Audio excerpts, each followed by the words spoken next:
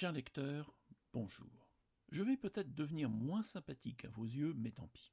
Je dois vous avouer que je suis un tueur en série.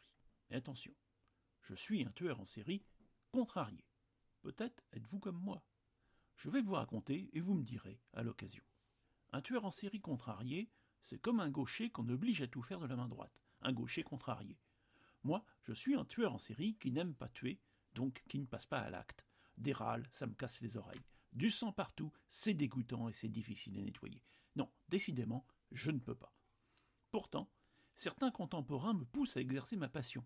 Franchement, ils donnent envie qu'on les assassine très cruellement. Mais même là, je ne peux pas. Soyons honnêtes, je me complais régulièrement à assassiner mes personnages au fil de mes romans et de mes nouvelles. Même l'humanité entière peut y passer. Par exemple, dans Génération Oméga, ceux qui connaîtront la fin du monde, Le survivant solitaire, ou bien Pendant que le monde s'écroule. Les morts peuvent aussi joncher les pages de mes romans policiers. Bien sûr, on peut penser à Au bord du lac, personne n'est innocent, et évidemment à Les ombres de Morbourg.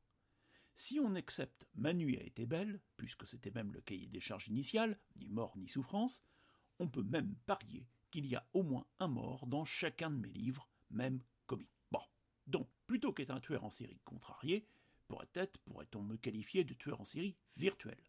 Je tue beaucoup, mais seulement des personnages de fiction. Pourquoi pas? Mais et vous?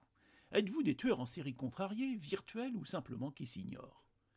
Je ne parle pas des petits joueurs qui se contentent d'aller un peu trop vite en voiture ou à moto au risque de défoncer ou de renverser une famille pendant ses vacances. Il y a des gens qui ne font rien, vraiment rien contre le réchauffement climatique, voire qui l'accélèrent avec leur voiture ou les 1000 mauvais comportements du quotidien.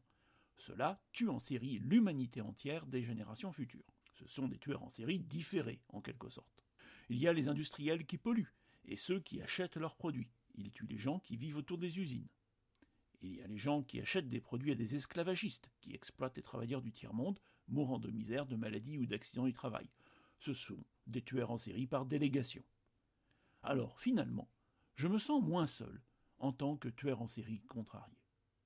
Bonne journée.